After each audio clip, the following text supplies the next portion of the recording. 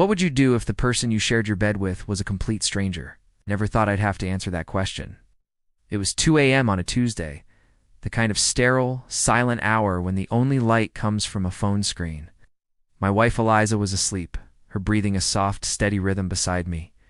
But her phone, which she'd left on the nightstand, lit up with a notification. It wasn't the name of a friend or a late-night work email. It was a name I'd never seen before, attached to a dating app I didn't know she had. The message was simple. "Can't wait to see you tomorrow, my beautiful widow." My world didn't just crack. It atomized. Widow. I was right there, breathing the same air. The man I was, the husband she had, was already dead and buried in the digital world she'd created.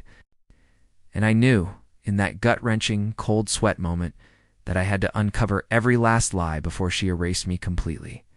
If you genuinely enjoy our stories, please subscribe to the channel. Tell us where you're from. In what time it is right now, it's always fascinating to know how far our story flows. The first few days were a masterclass in self-control. I'd watch her across the dinner table at our favorite spot on Rush Street in Chicago, listening to her talk about her day at the art gallery and all I could see was the ghost of the man she was meeting. The humiliation was a physical weight. I'd catch my reflection in a shop window and see a fool, a man blissfully unaware that his life was a performance. Her behavior, once I was looking for it, became a symphony of red flags. The late inventory nights at the gallery, the sudden weekend trips with girlfriends I'd never heard of. Her phone, once casually left on the counter, was now her constant companion, always screened down. The discovery was a slow, agonizing drip. A credit card receipt for a hotel near O'Hare, the Hotel Zaza, when she was supposed to be at a conference in Miami, a new expensive brand of perfume she'd started wearing. Then, the confirmation. A second phone, hidden in the lining of her travel bag. I felt a tremor in my hands as I powered it on. It was a digital shrine to her deception. There were hundreds of texts, not just with one man, but several. The main one was a man named Marcus, a smug-looking finance guy from a profile picture. Their conversations were a sickening mix of intimate details and shared jokes about her late husband. Me. They talked about my life insurance, my investments, my supposed tragic accident. She wasn't just being unfaithful. She was profiting from my fictional death.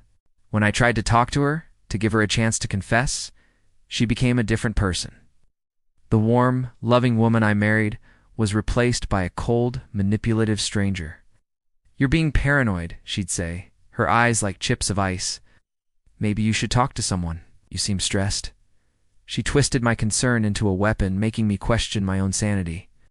She and Marcus felt untouchable, laughing in their digital world while I was slowly suffocating in the real one. The breaking point came when I overheard her on the phone in the garage, her voice low and sweet. "He has no idea, baby. He's so trusting. We'll have everything soon. Everything. My home, my money, my life." That's when the grief turned to ice in my veins. The loyal, loving husband died in that garage, and a strategist was born. I didn't confront her. Instead, I became a ghost in my own life. Hired a private investigator, a former cop with tired eyes who'd seen it all. He was worth every penny. He gathered photos, videos, bank statements, irrefutable proof of her double life.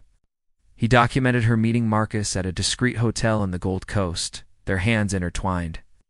He found the online profiles where she presented herself as a grieving widow, collecting sympathy and, in some cases, financial gifts from men who thought they were helping a woman in need. While he worked, I set my own traps. I contacted our lawyer, a man who had been my father's friend, and explained the situation. We quietly moved all my personal assets into a trust she couldn't touch. I documented every lie, every withdrawal from our joint account, every piece of evidence of her elaborate fraud. The final act was set for our 10th anniversary party. We had planned it for months, a lavish affair at a rooftop bar overlooking the Chicago skyline. Our friends, our families, her gallery colleagues, everyone was there. She was radiant in a new dress, the picture of a happy, successful wife. She even gave a speech, her voice dripping with false emotion, about our unbreakable bond. As she finished, the large screens on either side of the stage, which had been showing a slideshow of our life together, flickered. Then a new image appeared.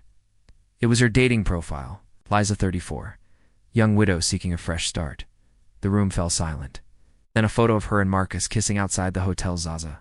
Then another and another.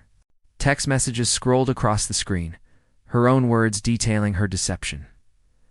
My husband left me everything, one read. He was a good man, but it's my time now. Her face went from confusion to horror to pure, unadulterated panic. Her parents stared, mouths agape. Her friends backed away as if she were contagious.